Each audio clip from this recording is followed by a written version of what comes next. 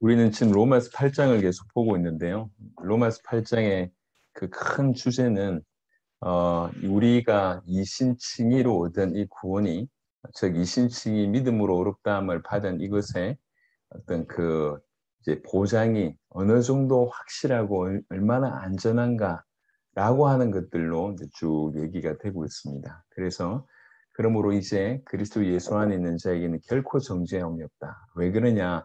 그리스도 예수 안에 있는 생명의 성령의 법이 죄와 사망의 법에서 너를 해방하였기 때문에 그렇다. 이래놓고 이제 특별히 사전에 육신을 따르지 않고 그 영을 따라 행하는 우리에게 율법의 요구가 이루어지게 하려 하심이라 라고 얘기합니다. 이 율법의 요구가 이루어진다라고 하는 것은 이제 그리스도께서 이미 모든 율법을 이루셨기 때문에 더 이상 율법을 우리에게 요구할 것이 없을 정도로 우리에게서도 그것이 우리가 그리스도와 연합되었기 때문에 이루어졌다. 이렇게도 볼 수 있고요.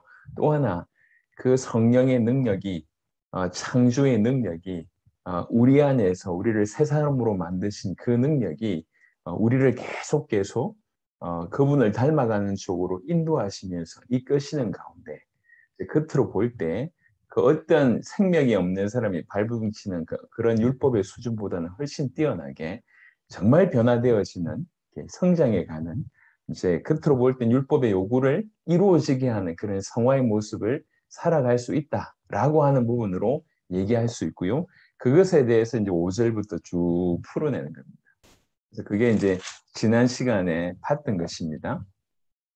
특별히 10절에 또 그리스도께서 너희 안에 계시면 몸은 죄로 말미암은 것이나 영은 의로 말미암아 살아 있는 것이니라. 예수를 죽은 자 가운데서 살리신 이의 영이 너희 안에 거하시면 그리스도 예수를 죽은 자 가운데서 살리신 이가 너희 안에 거하시는 그의 영으로 말미암아 너희 죽을 몸도 살리시리라 라고 얘기하면서 우리 이신칭의와 영화까지를 이렇게 다시 얘기를 합니다. 그래 놓고 이러하니까 우리가 실천해야 되지 않냐. 그게 이제 12절과 13절입니다. 우리가 절대로 육신대로 살 수 없지 않냐.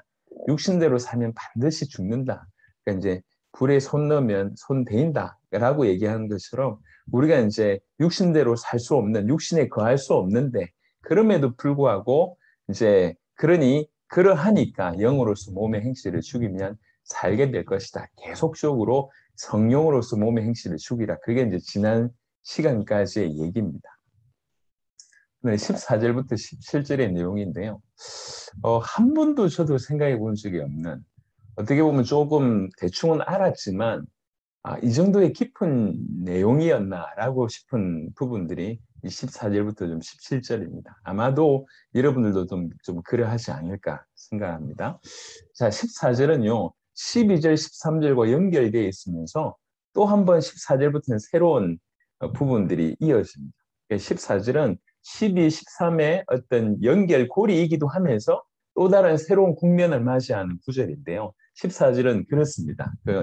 몸으로서 영으로서 몸의 행실을 죽이면 살리라라고 지난 시간에 말씀을 드렸습니다. 그러니까 어떻게 몸의 행실을 죽입니까? 어떻게 영으로서 몸의 행실을 죽입니까? 라고 얘기할 때 그 대답이 성령의 인도를 하나님의 영으로 인도함을 받는 것이다. 이렇게 얘기가 될 수가 있는 거죠. 12절, 13절과 연결해서 본다고 할 때 몸으로서 영으로서 몸의 행실을 죽여야 된다라고 지난 시간까지 얘기했습니다. 어떻게 하면 되는데요? 라고 얘기할 때 14절이 그 답을 제시합니다. 하나님의 영으로 성령의 인도함을 받는 것이다. 이렇게 이제 마무리가 될 수 있고요. 그리고 14절부터는 또 다른 이제 시작이 진행이 되는데 14절부터 17절까지는 특별히 우리가 하나님의 아들이라고 하는 것, 우리가 하나님의 자녀들이라고 하는 것, 그 근거가 뭐냐? 우리가 무엇을 통해서 우리가 하나님의 아들이라고 하는 사실, 하나님의 자녀라고 하는 사실을 알 수가 있냐? 우리가 하나님의 자녀고 우리가 하나님의 아들이라고 할 때 도대체 무엇을 통해서 얻을 수 있냐라고 얘기를 이제 쭉 풀어내는 겁니다. 그래서 14절에는 뭐라고 얘기하고 있냐면 우리가 하나님의 영으로 인도함을 받는다고 하면 우리는 하나님의 아들이라. 우리가 하나님의 아들이라고 하는 가장 첫 번째 증거가 뭐냐면 우리가 하나님의 영으로 인도함 받는 그것이 우리가 하나님의 아들이라고 하는 사실을 증거한다는 것입니다. 그러면 하나님의 영으로 인도함을 받는다고 하는 것이 실제라고 하면 우리가 이제 하나님의 아들이다라고 얘기를 할 수가 있습니다. 그러면 하나님의 성령은 우리를 어떻게 인도하십니까? 여러분, 우리가 성령의 인도를 얘기할 때 주로 어디에 포커스가 되어 있냐면 이거 할까요? 저거 할까요? 이리로 갈까요? 저리로 갈까요? 이런 쪽으로 성령의 인도를 많이 제안합니다. 여러분, 우리 몸을 이렇게 이끌고 저렇게 이끌고 하는 것도 성령의 인도지만 더 중요한 것은 우리의 영을 인도하는 거잖아요. 예. 이것은 어떤 식으로 나타나냐면 조명으로 나타납니다. 깨달음으로 나타나는 거죠. 성령이 우리를 인도하시면 제일 먼저 무슨 일이 일어나고 있냐면 진리 쪽으로 인도한다는 거죠. 진리 쪽으로 인도한다고 하면 제일 먼저 대면하는 것은 우리의 모습을 알게 됩니다. 우리가 죄라고 하는 사실을, 우리가 죄인이라고 하는 사실을, 우리가 심판을 받을 수밖에 없다고 하는 사실들을 깨닫게 됩니다. 그 동시에 우리가 율법으로 말미암아 심판을 받을 수밖에 없다고 하는 것들이 깨달아집니다. 또 성령이 인도하시면 거기에서 출구를 발견하게 됩니다. 그 출구는 오직 그리스도이신 예수밖에 없다고 하는 출구들을 이제 발견하게 되는 것이죠.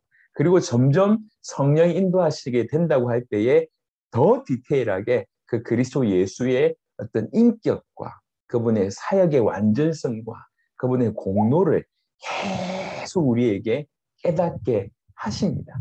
그러면서 더욱 갈급하게 그리스도 예수를 더 알고 싶다.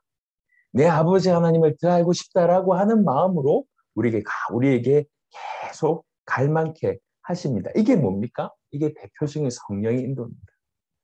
내가 이리 가야 됩니까? 저리 가야 됩니까? 물론 그것도 인도죠. 하지만 더 중요한 것은 성령께서는 우리를 진리로 이끄십니다. 그리스도 예수께로 이끄시고 아버지 하나님께로 이끄십니다. 그 가는 길에 틀림없이 그 그리스도의 필요성이 대두될 수밖에 없는 우리의 자신을 깨닫게 한다는 거죠. 당연히 이런 일이 벌어질 수밖에 없습니다. 자, 우리 야고보 4장을 한번 보겠습니다. 야고보 4장은 우리가 휙 한번 지나갔던 그런 구절일 수 있는데요. 아주 비밀한 메시지를 하고 있습니다. 야고보 4장의 5절에 이런 얘기가 있습니다. 너희는 하나님이 우리 속에 거하게 하신 성령이 시기하기까지 사모한다 하신 말씀을 헛된 줄로 생각하느냐. 성령이 시기하기까지 사모한다. 누굴요? 너희를. 성령이 우리를 사모하는데 시기하기까지 그렇게 사모한다고 합니다. 성령은 뭘 사모하고 있냐면 우리 자신이 정말로 성화되기를 그 성령이 사모합니다. 우리 자신이 점점 성스럽게 변화되는 것을 그 성령이 사모하십니다. 그 성령이 우리가 점점 깨끗하게 되어지기를 그 성령이 사모하십니다. 그 성령이 우리를 어떻게 시기하기까지 사모하시냐면 부르심에 합당한 자로 살아갈 수 있기를 사모하십니다. 참으로 우리가 하나님의 자녀다운 삶을 살기를 사모하십니다. 성령이 그렇게 사모하신다는 거죠. 그렇게 사모한다는 말은 다른 말은 뭡니까? 그렇게 인도한다는 거예요. 우리를 성화되게, 우리를 성결하게, 우리를 부르심에 합당하게, 우리가 정말로 하나님의 참다운 하나님의 자녀가 되도록 그것을 사모할 뿐만 아니라 그것을 즐거워하고 그래서 우리를 인도하십니다. 그게 성령의 인도입니다. 자, 지금 성령의 인도가 뭔지를 이렇게 말씀을 쭉 드렸습니다. 이러한 것들이 우리에게 있다라고 얘기할 때 이것이 우리가 하나님의 자녀다라고 한 것의 증거입니다. 이해하시겠죠? 지금 무슨 말씀인지? 우리가 지금 14절부터는 새로운 국면으로 접어들었는데 우리가 하나님의 아들이다라고 성경이 얘기하고 있는데 우리가 그걸 어떻게 알 수가 있어요? 어떻게 우리가 하나님의 자녀라고 하는 것을 알 수가 있나요? 라고 얘기할 때 14절에 먼저 얘기하시기를 너희가 성령의 인도함을 받으면 그것이 그런 삶에서 성령 인도가 나타난다고 하면 너희 하나님의 자녀야 라고 얘기하는 것이 14절입니다. 그러면 하나님이 우리를 인도한다는 것이 뭔지를 조금 들여다보면 우리가 하나님 인도함을 받는지 안 받는지 우리에게 그런 일이 일어나는지 안 일어나는지를 알 수 있고 그렇다고 하면 그런 일이 우리에게 일어난다 하면 우리는 틀림없이 하나님의 자녀다라고 할 수가 있다는 것. 그게 14절에서 얘기하는 겁니다. 그래서 성령 우리를 어디로 인도하십니까? 진리로 인도하십니다. 이 한마디 안에 모든 게 다 들어요. 성령은 그리스도에게로 우리를 인도하십니다.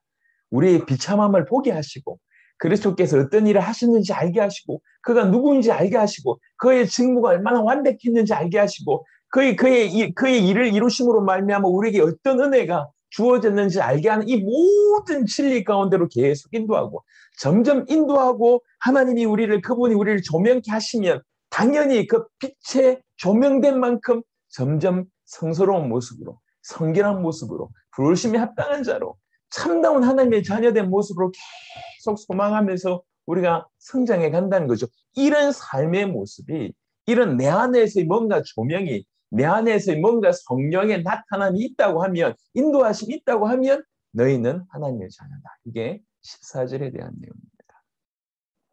15절은요.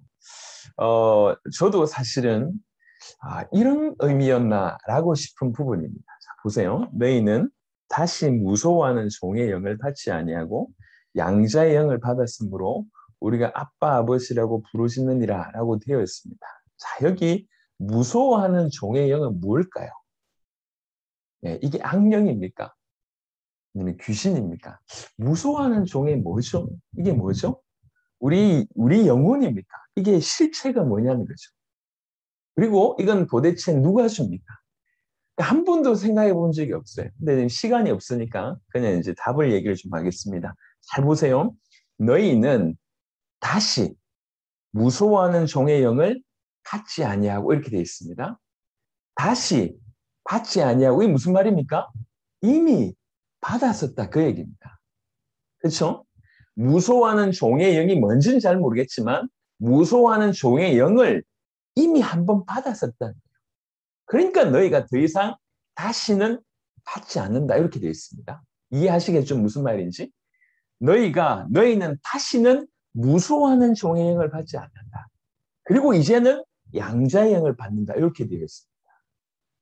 로마서 7장을 우리가 읽었습니다. 특별히 로마서 7장 그 20절 이후에 18절부터 25절까지 그 엄청난 죄책감에 시달리는 율법은 신령한 줄 알거니와 나는 육신에 속하여 죄 아래 팔렸도다라고 하는 그 구절을 통해서 실제로 중생한 자도 아닌 중생 안 한 것도 아닌 어떤 그 중간 입장. 성령께서 그 마음에 뭔가 역사하셔서 율법이 신령하다는 것까지는 알았지만 그 출구를 찾지 못한 어떤 그런 모습을 우리가 로마서 7장에서 읽었습니다. 바로 이 본문은 그 얘기를 하는 것입니다. 이 무소하는 종의 영은 성령이 산출하신 것입니다.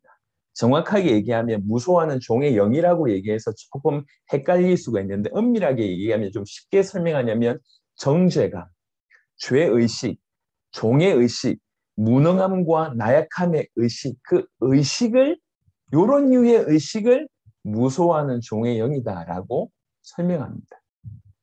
성령께서요 구원을 하시기 위해서 성령께서 참다운 우리에게 생명을 주시기 위해서 먼저 하시는 일이 뭐냐면 이런 의식을 산출하신다는 거예요. 율법을 방편으로 해서 어느 순간 우리가 우리의 모습을 대면하게 되지 않습니까? 우리가 죄인이라고 하는 사실을 대면하게 되지 않습니까? 뭐 앞에서요? 율법 앞에서 그렇게 대면하게 됩니다. 그때 있는 그 의식이 이 무소하는 종의 영이라고 합니다. 죄인이구나. 내가 죄의 종이구나. 내가 이 죄에서 도무지 벗어날 수 없구나. 내가 철저하게 무능하고 철저하게 나약하구나. 라고 하는 그러니까 로마서 7장의 그 후반절에 있던 바로 그 상태라고 이해하시면 됩니다. 그래서 이 무소하는 종의 영은 누가 산출하십니까? 성령이 하십니다. 성령이 깨닫게 하십니다. 율법이라고 하는 방편을 통해서 이런 일을 행하신단 말이에요. 성령이 어느 때에 카이로스의 때에 우리 구원받기 전에 어떤 자들을 구원하려고 할 때에 성령께서 어느 정확한 하나님의 때에 시간표에 역사하십니다. 역사하시는데 그 율법을 방편으로 해서 역사하십니다. 그 역사할 때에 대부분의 사람들의 반응이 뭐냐면 자기를 보게 됩니다. 자기가 죄인이라고 하는 사실을 깨닫게 됩니다. 하나님의 율법을 갖다 대니까 전혀 희망이 없는 존재라고 하는 사실을 알게 됩니다. 그래서 구원받은 자에게 있어서 반드시 있어야 될 거는 회개잖아요. 회개는 돌아섬입니다. 왜 돌아섭니까? 자기의 모습을 보기 때문에 돌아서는 겁니다. 바로 이 상태가 무서워하는 종의 영의 상태. 정죄감을 가지고 있고 죄의식을 가지고 있고 종의 의식을 가지고 있고 무능함과 나약함의 의식. 그래서 그 죄의 권능이 막 구체적으로 와서 오라 나는 공고한 사람이도 이러다 누가 나를 이 사망의 몸에서 건져내라라고 울부짖을 수밖에 없는 바로 그 의식. 그게 무서워하는 종의 영입니다. 그래서 이제 누구든지 진실로 구원받는다고 얘기할 때는 사실 이런 일이 있어야 되는 것이 정상이다라고 얘기합니다. 그래서 너희는 다시 무서워하는 종의 영을 받지 아니하고 그리고 나서 뭘 받게 되냐면 양자의 영을 받게 됩니다. 여러분 이런 무서워하는 종의 영을 이렇게 받은 상태, 그 상태는 어떤 거냐면 율법이 우리에게 비춰진 상태지 않습니까? 이 율법이 결국 그러니까 너에겐 희망이 없어. 그리스도에게로 가. 이게 율법이 하는 역할이라고. 그래서 사도 바울이 이 율법을 뭐라고 얘기했냐면 몽학선생이라고 이렇게 표현했지 않습니까? 예. 그리스도께로 끌고 가는 것은 율법 앞에 딱 조명해 보니까 율법으로는 너희가 구원받을 수 없어. 의로울 수 없어. 그러니 저쪽으로 가. 그게 이리로 와. 그게 이제 몽학선생인 율법의 역할입니다. 그래서 무서워하는 종의 영을 받고 있는 중에 그 출구를 찾게 됩니다. 즉 출구이신 주 예수 그리스도, 하나님의 아들이신 그리스도 예수를 진실로 발견하게 됩니다. 그때부터 더 이상 이제 무서워하는 종의 영의 선은 완전히 끝이 나게 되고 양자의 영으로 변화되어지는 그런 일이 벌어지는 것입니다. 그의 완전성을 보는 순간, 그리스도 예수의 영광을 보는 순간, 그 그리스도께서 나를 위해서 죽으셨구나. 그분이 나의 주님이시구나. 그분만이 나의 모든 죄를 해결할 수 있겠구나라고 깨달아지는 순간, 그 순간 무서워하는 종의 영은 끝이 납니다. 두려워하는 이 무서워하는 종의 영과 양자의 영은 같이 있을 수가 없습니다. 공존할 수 없습니다. 반드시 이것이 첫 번이고 그 다음에 두 번째가 이렇게 오는 겁니다. 그러니까 무서워하는 종의 영 다음에 그리스도의 영광이 깨달아짐으로 말미암아 이것이 제거되고 양자의 영이 들어온다고 하는 것입니다. 그래서 이게 지식이 아니라 진실로 그리스도가 어떤 존재며 예수님이 왜 그리스도가 되는 것이며 그분의 인격과 그분이 하셨던 그 세 가지 직분의 어떤 완전성과 그분의 공로를 깊이 알면 알수록 무서워하는 종의 영이, 그 괴로워하는 종의 영이, 그 두려워하는 종의 영이 거기서 끝난다는 거죠. 그 의식이 거기서 끝난다는 것입니다.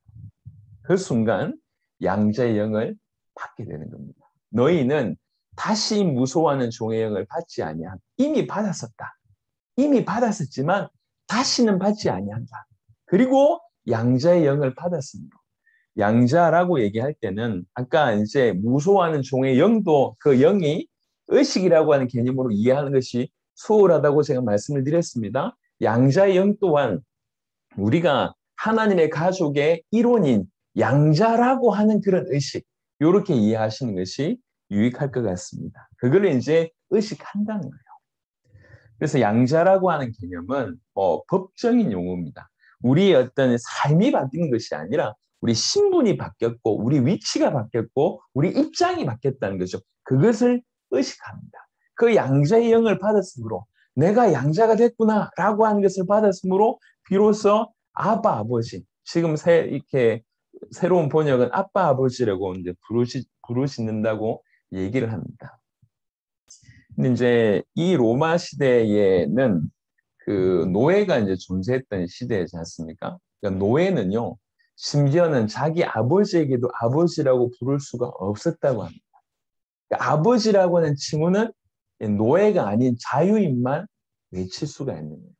그래서 여기 아버지라고 얘기할 때는 그런 배경이 깔려 있습니다. 너희가 이제 그 이상은 노예가 아니야. 너희가 참으로 자유한 자가 됐고, 너희가 참으로 하나님을 아빠, 어린아이 칭호로 부르는 아빠라고 부를 수 있고 아버지라고 부를 수 있는 그런 엄청난 영광이 임했다라고 얘기를 하는 것입니다. 이게 이제 15절의 설명이고요. 자, 우리는 14절부터 뭘 보고 있냐면 우리가 하나님의 아들이라고 하는 근거가 뭔가요? 우리가 하나님의 아들이라고 하는 것을 어떻게 알 수 있나요? 라고 얘기할 때 첫 번째가 니네가 하나님 인도함을 받아? 그럼 니네 하나님의 아들이야. 라고 얘기할 수 있고, 두 번째, 야, 니네 무서워하는 종의 영을 받은 적 있어? 그리고 양자의 영을 받았어? 그럼 너희가 하나님의 아들이라고 얘기하고, 우리가 하나님의 아들이라고 얘기할 때 이 무서워하는 종의 영을 통과하고, 그리고 양자의, 내가 하나님의 자녀라고 하는 그런 의식이, 그런 양자의 영이 있어서 감히 하나님을 아빠 아버지라고 부를 수 있다. 그렇다고 하면 너희는 하나님의 자녀야 라고 지금 사도 바울은 아주 깊이 풀어내고 있습니다. 그래서 오늘 무서워하는 종의 영이라고 하는 사실, 양자의 영이라고 하는 이런 부분들을 잘 깨달으시길 바랍니다. 여러분, 구원의 궁극적인 목적은 그냥 우리가 지옥에 안 간다, 이게 아닙니다. 죄에서 빠져나온다, 이게 아닙니다. 그것은 어떻게 보면 시작일 수 있고요. 구원의 궁극적인 목적은 우리가 양자라고 하는 것과 양자의 특권을 누릴 수 있게 됐다는 것입니다. 그리고 다음 이렇게 전으로 보는 구절을 통해서 볼 수가 있겠지만 하나님의 자녀가 되어서 그리스도와 함께한 후사가 됐다는 거예요. 상속자가 됐다는 거예요. 그러니까 양자일 뿐만 아니라 하나님의 자녀는 당장 뭘 내포하냐면 그 아버지의 기업을 받을 수 있는 자라는 부분들까지 이렇게 같이 연결되어 있습니다. 그래서 우리가 지옥 안 가고 우리가 죄에서 해방받고 이게 좋은데 이게 전부가 아니라는 거죠. 우리가 하나님의 자녀가 되고 그리스도와 함께한 하나님의 기업을 물려받을 자가 됐다. 그리고 이 땅에서 그런 특권을 누린다.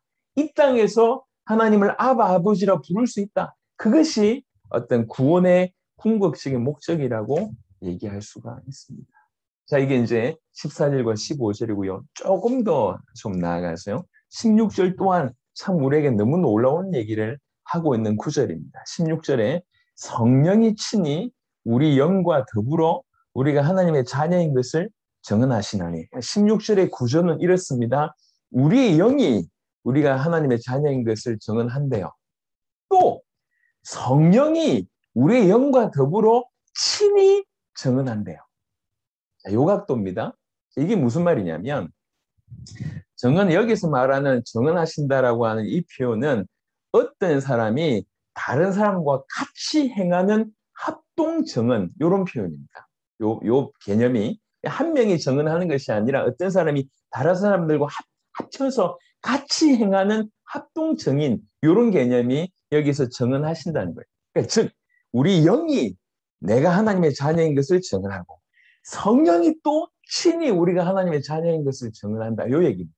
지금까지는요, 주의 성령께서 우리 영을 감동하게 하셔서 우리 자신이, 우리 영이, 내 자신의 영이 나에게 내가 하나님의 자녀인 것을 말하며 나는 하나님께 대하여 어린아이고 나는 하나님께 대하여 어린아이뿐만 아니라 어린아이기 때문에 내 아버지, 하나님 아버지에게 어떤 그런 이 자녀로서 느끼는 그런 느낌을 내 영이 가지게 한다는 거예요. 성령께서 내 영을 감동하셔서 주체가 내 영이 내가 하나님의 자녀임을 느끼고 내가 하나님의 자녀임을 말하고 내 영이 하나님과 내 사이에 나는 자녀고 내 하나님은 내 아버지라고 하는 것을 내 영이 그렇게 느끼고 내 영이 그렇게 나에게 이렇게 말한다는 것입니다. 지금까지는 그렇게 얘기했는데 지금은 거기에서 독특한 게 하나 더 등장하는 것입니다. 성령이 친히라고 등장합니다. 이건 굉장히 다른 얘기예요. 그래서 성령이 친히 뭘 얘기하냐면 우리가 하나님의 자녀인 것을 증언하시나니. 여러분 이제 이런 예를 들면 좋겠습니다. 이제 제가 이제 로마서를 이렇게 쭉 준비하는 중에 제일 많이 참고하고 있는 게 이제 로이드 존스 목사님이신데 이분은 그런 얘기를 하더라고요. 제가 이제 이렇게 우리 넷째를 이렇게 앉는 장면을 생각을 해보세요. 앉는데 우리 넷째가 허니가 이제 이렇게 서로 교감이 있잖아요. 그러면서 이제 이 넷째가 한 번씩 아빠 사랑해 이런 말을 할 때가 있거든요. 그럼 이제 우리 아이가 아빠의 사랑을 느끼고 이렇게 너무 좋아가지고 아빠 사랑해라고 얘기할 때 그 말을 들었던 제가 이 아이를 끌어안고 아빠도 너를 사랑해라고 얘기를 합니다. 그 상황을 보세요. 자, 우리가 어린아이인 거지. 어린아이라서 이제 오늘 요 본문으로 얘기하시면 우리가 어린아이인데 내가 내 아버지를 느끼게 되고 하나님 내 아버지라고 하는 사실을 깨닫게 되고 이렇게 느껴져서 내가 과연 하나님의 자녀가 맞구나. 내가 비록 양자로 이제 되었지만 내가 하나님의 자녀가 맞구나. 그래서 하나님 사랑합니다. 라고 나는 얘기하고 있는데 이런 가운데 나를 번쩍 들어서 하나님께서 내가 너를 사랑한다. 라고 하는. 그러니까 나는 하나님의 자녀야. 라고 느끼고 말하는 거 하고 성령께서 갑자기 어떤 형태로 임하셔서 나에게 아주 강력하게 내가 너를 사랑한다. 라고 하는 어떤 바로 그런 포인트라고 하는 것이죠. 그래서 이거는 엄밀하게 얘기해서 모든 사람에게 있는 바가 아닙니다. 정말로 특별하게 하나님의 어떤 인도를 받고 모든 구원받은 자에게 이런 일이 나타나는 건 아닙니다. 오히려 굉장히 하나님 앞에 거룩하고 신실하고 그리고 정말 성령 충만했던 그런 자에게 아주 독특한 형태로 임하시는 그런 역사라고 볼 수가 있습니다. 성령 자신이 아주 적극적이고 아주 직접적으로 우리의 이지와 우리의 마음과 우리의 영에 직접적으로 역사해서 너 하나님의 자녀야 라고 하는 그 부분이 바로 16절의 이 부분입니다. 그래서 이런 나타남은요. 어떤 의미로는 굉장히 개인적이고 은밀하지만 고차원적인 확신의 형태라고 볼 수가 있습니다. 그래서 지금까지 교회사에서 세상에 알려졌던 그 수많은 주 예수 그리스도에 대한 가장 훌륭한 증인들은 바로 이런 형태의 성령이 친히 자기에게 전가하는 형태의 어떤 부분들을 경험하게 됐습니다. 그래서 그 어떤 그런 것들을 경험했던 그 사람들은 그 확신과 충만한 가운데 날 사는 거죠. 스펄전 같은 사람은 뭐라고 얘기했냐면 이런 사람들은 하나님의 영광을 목격한 사람이고 늘 황홀경에 빠져 있었다라고 표현합니다. 성령께서 각각이 다르죠. 각각이 다른데 성령께서 너무나 강력하게 우리 각자에게 어떤 우리 이 생각 속에서 우리 마음 속에서 우리 영 속에서 아주 강력하게 너는 하나님의 자녀다. 내가 너를 사랑한다 라고 얘기하는 그래서 이전까지의 대부분은 성령께서 우리 마음에 굳이 표현하자면 약간 돌려서 어떤 간접적으로 우리 영혼을 감동시키셔서 어떤 우리 영혼이 내 영이 주관돼서 내가 하나님의 자녀다라고 하는 것들을 느낄 수 있게 한다면 이 성령의 친이라고 하는 부분들은 그것과는 완전히 다른 차원의 임하심입니다. 성령께서 어떤 식으로 나타나셨는지 모르겠지만 어떤 분들은 음성이 들렸다고 얘기하기도 하고 어떤 분들은 환상을 봤다고 얘기하기도 하고 어떤 분들은 환상과 음성이 들리지도 않았지만 아주 강력한 확신을 받았다고 얘기하기도 하고 어떤 여러 가지 형태로 그래서 마음과 영에 직접적으로 역사하는데 은밀하고 개인적인 어떤 그런 형태로 등장을 합니다. 그래서 우리가 이제 잘 이해 못하는 신학적인 용어 중에 하나가 성령의 세례라고 하는 부분이지 않습니까? 사실 성령 세례의 어떤 가장 핵심적이고 본질적인 진수가 바로 이런 형태입니다. 뭔가 뜨거워지고 이게 중요한 게 아니라 성령께서 친히 내가 너를 사랑한다. 성령께서 친히 너는 하나님의 자녀다라고 친히 적극적이고 아주 직접적으로 역사하시는 그런 형태. 그래서 이런 형태는 우리에게 있어서 그런 어떤 부분들을 경험한 사람들한테는 가장 구원의 확신에 있어서 가장 높은 어떤 정점에 임하는 그런 꼭대기 같은 그런 경험이라고 얘기할 수가 있습니다. 그래서 이게 바로 성령의 세례다. 또 한편으로는 이건 성령의 세례임과 동시에 또 다른 표현은 이겁니다. 우리 에베소 1장을 한번 보겠습니다. 에베소 1장 13절 14절 보겠습니다. 에베소 1장 13절 14절 그 안에서 너희도 진리의 말씀 곧 너희의 구원의 복음을 듣고 그 안에서 또한 믿어 약속의 성령으로 인치심을 받았으니 라고 하는 구절이 있습니다. 성령의 인치심. 인친다고 하는 표현이 뭐죠? 도장 찍는다는 표현이거든요. 성령의 인침 이렇게 표현할 수가 있을 것 같습니다. 이 성령이 친히 우리에게 증가하시는데 적극적이고 직접적으로 증가하시는데 우리가 하나님의 아들이라고 하는 것을 증가한대요. 우리 영과 더불어 우리 영과 개별적으로 우리 영과 독립적으로 성령이 친히 증가하신 그런 형태. 그게 성령의 세례이고 성령의 인침이다. 이렇게 이제 볼 수가 있는 거예요.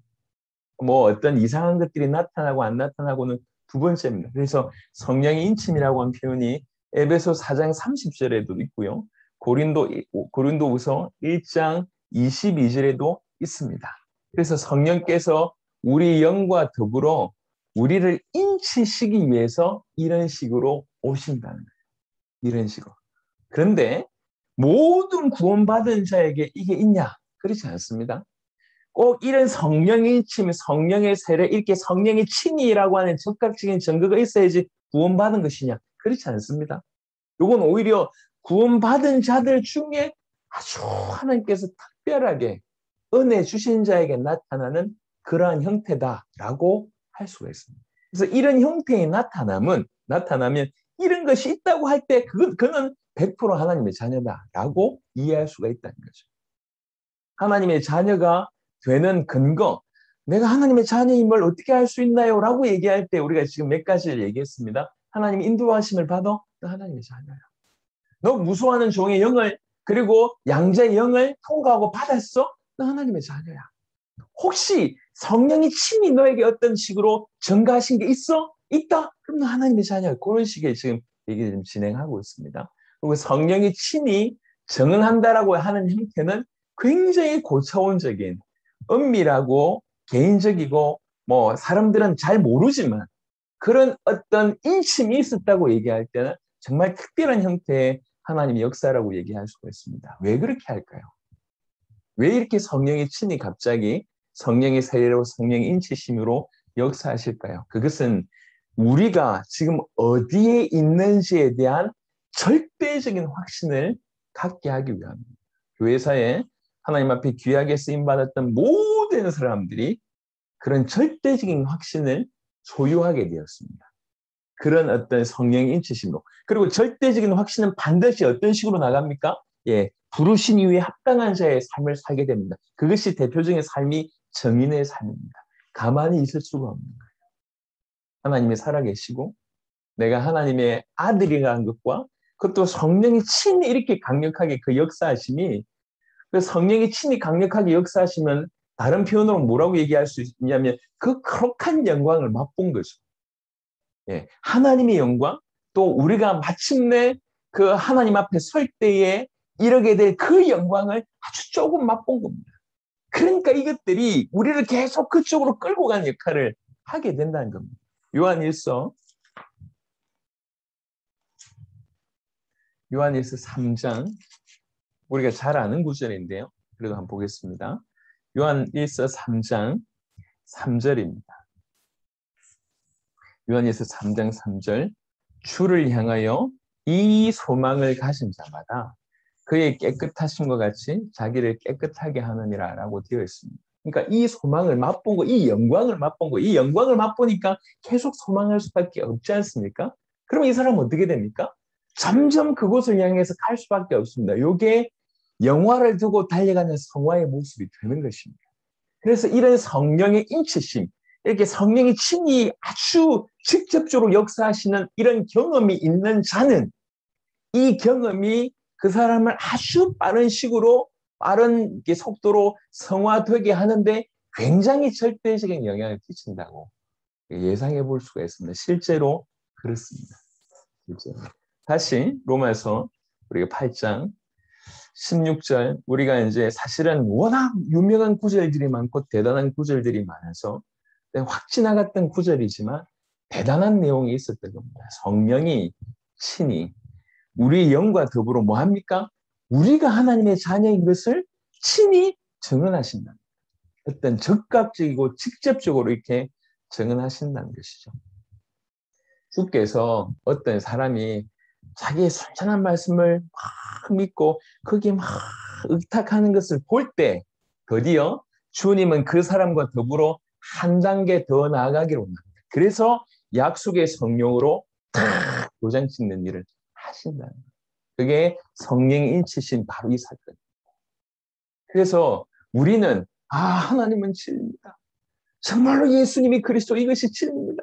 주님이 다시 오심이 진리입니다. 우리가 우리 인생 전체를 크게 걸겠습니다라고 한편 우리가 그 진리의 도장을 찍을 때 우리가 그 진리의 도장을 찍을 때 하나님은 우리에게 오셔서 성령은 우리에게 오셔서 우리를 도장 찍으신다. 성령께서 우리에게 그렇게 인치신다. 즉각적으로 직접적으로. 그래서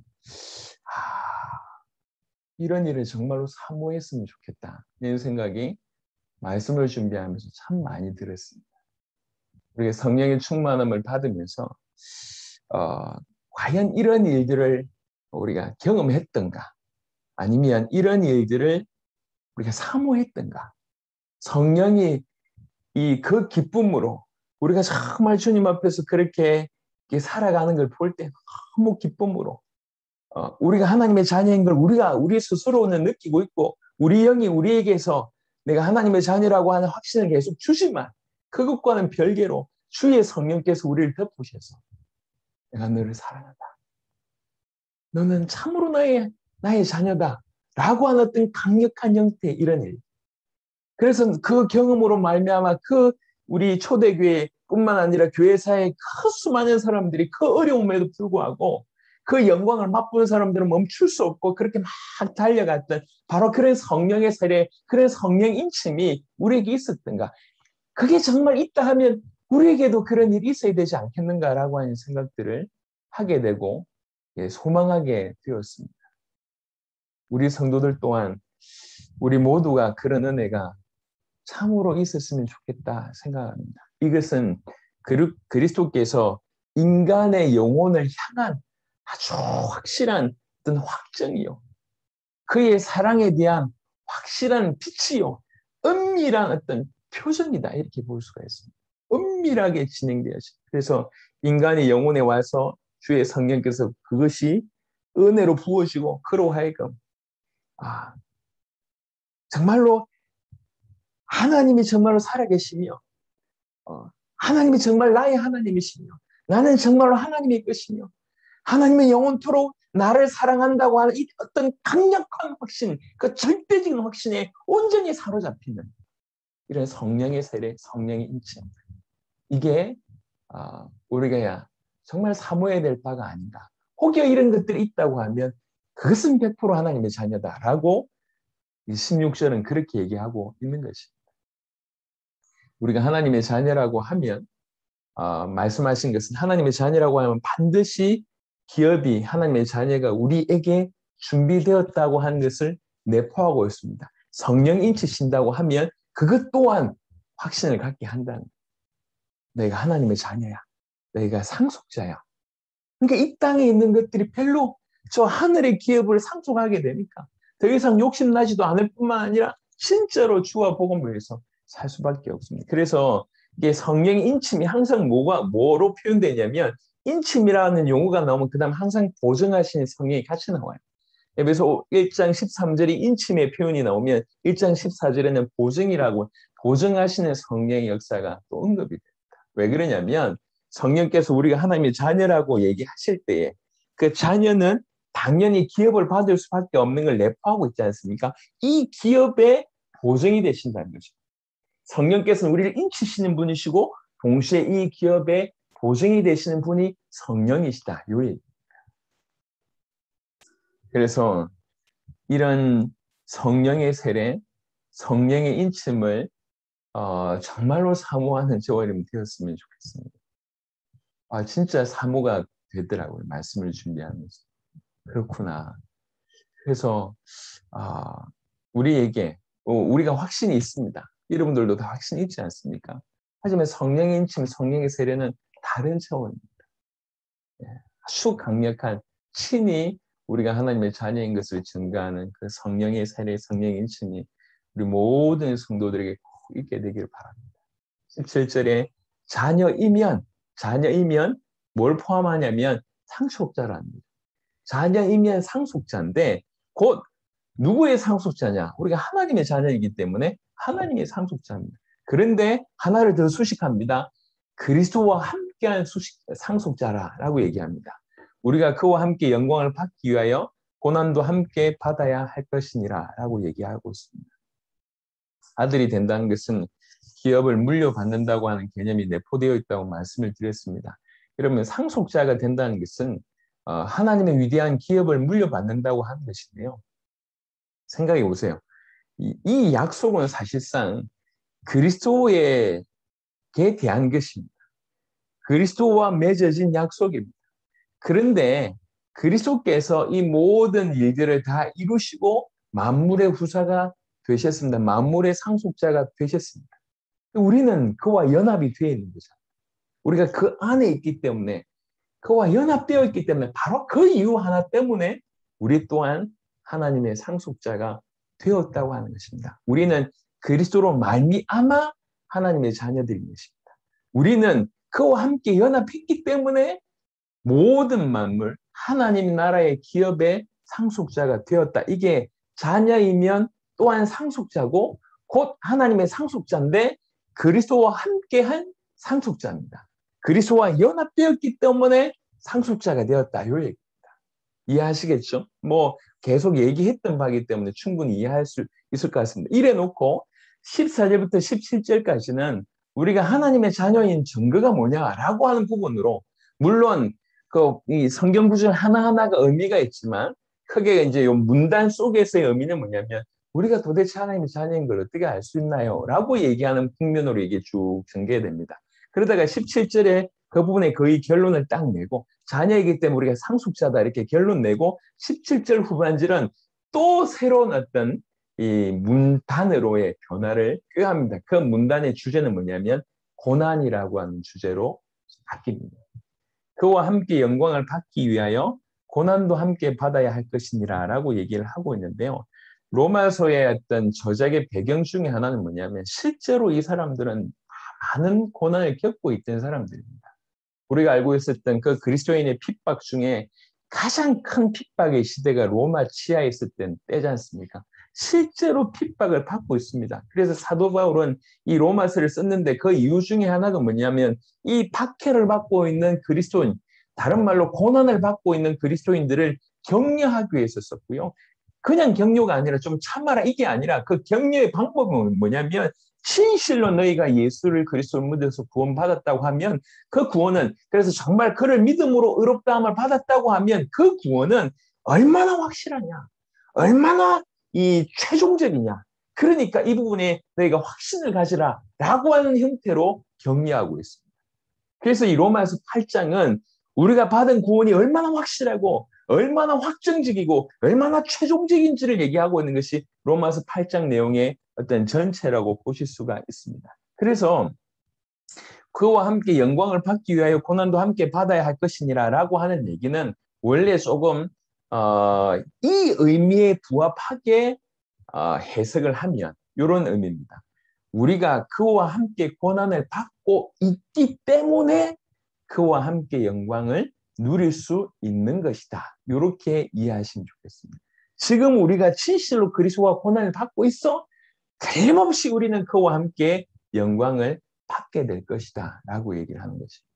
그래서 이 고난은 그리스도인에게 있어서 이 고난은 특별히 세 가지 정도의 특별한 의미가 있는데요. 하나는 뭐냐면 이 고난은 성경에도 말씀하셨지만 진실로 그리스도에 속했다는 얘기는 우리가 빛 가운데 있다는 얘기지 않습니까? 하지만 세상은 어둡습니다. 예, 이리떼 속에 가는 양떼라고 양이라고 마태복음에는 얘기하고 있습니다. 마태복음 10장. 그래서 고난이 사실은 있을 수밖에 없다라고 성경은 약속을 했습니다.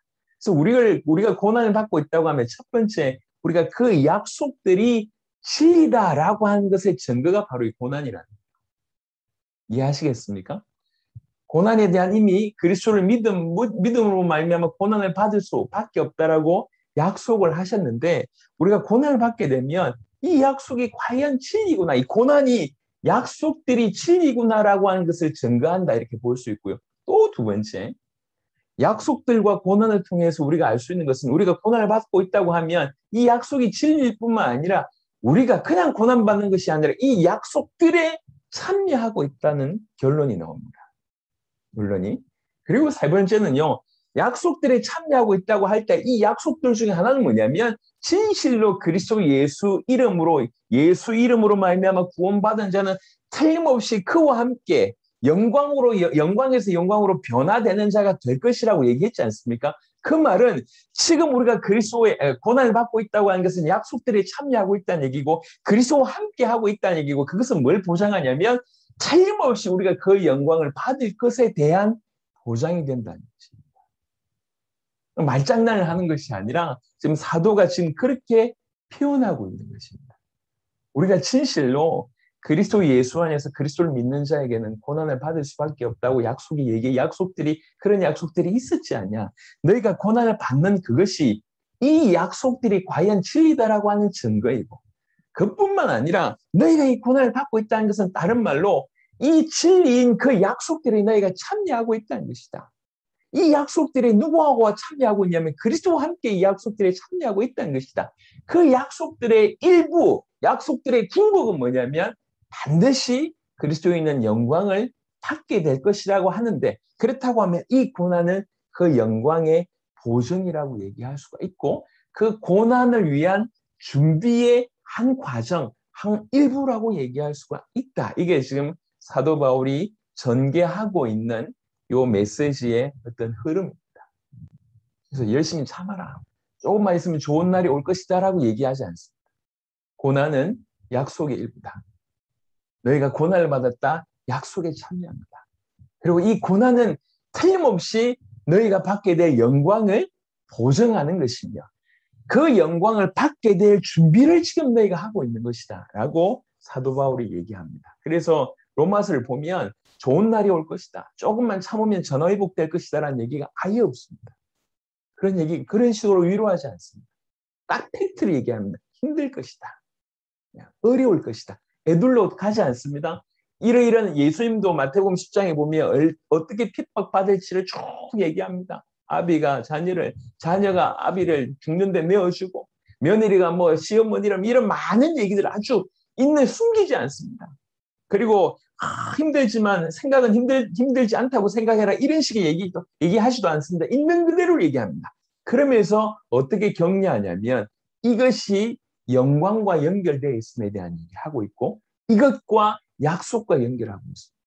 너희가 고난받는다는 것은 약속이 진리이며 너희가 약속에 참여하고 있다는 것이며 그 약속한 대로 영광을 받게 될 것이라고 한 것, 바로 그것의 증거가 고난이다. 라고 사도 바울은 그를 표현하고 있습니다. 그래서 어떤 구절에 고난이 오면 그리스도인이 고난을 받으면 뭐라고 얘기합니까? 기뻐하라고. 그럼 고난 받는데 어떻게 기뻐합니까? 도라이도 아니고. 고난을 받는데 왜 웃냔 말이에요. 이게 왜 그러냐? 그냥 우리가 감정적으로 이렇게 안에서 정신분열 이렇게 해가지고 침 흘리면서 웃는 이런 개념이 아니라는 정확하고 똑똑하게 바라는 거죠. 그리스도 예수께서 우리에게 이루신 일이 얼마나 놀라운 일인지. 이 땅뿐만 아니라 영원한 시대까지 모든 것을 해결하셨는데 다 약속하셨다. 다 얘기해놨다. 이게 모든 것이 인해될 것이다. 라고 얘기하면서 얘기를 쭉 합니다.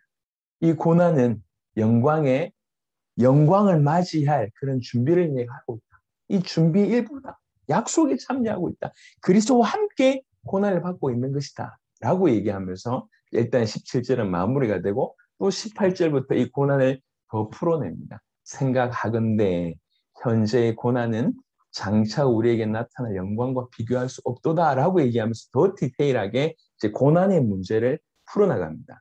고난의 문제를 푸는 이유가 뭡니까? 아까 얘기했습니다. 고난 당하는 자에게 제대로 된 격려를 주기 위해서. 정말 우리가 받은 구원이 얼마나 확실하냐. 여러분 지금 죽어가고 있잖아요. 핍박받고 있고 감옥 안에 있습니다. 적당한 위로가 답이 되는 게 아닙니다. 아주 팩트. 그리고 영원한 것까지 모든 것이 끝났다라고 아주 정확하게 메시지를 줘야지 이렇게 그 메시지 받고 죽을 수 있거든요. 그 메시지 받고 순교할 수 있다고. 지금 그런 상황에 글을 쓰는. 그래서 굉장히 깊은 내용이 이제 이렇게 이어지고 있습니다. 자, 말씀을 좀 마무리하도록 하겠습니다. 8장 14절부터 17절은 아주 깊은 내용들이 많이 표현되어 있습니다. 14절은 앞절과 앞문단과 뒤의 문단의 연결고리입니다. 영으로서 몸의 행실을 주게 되지 않냐.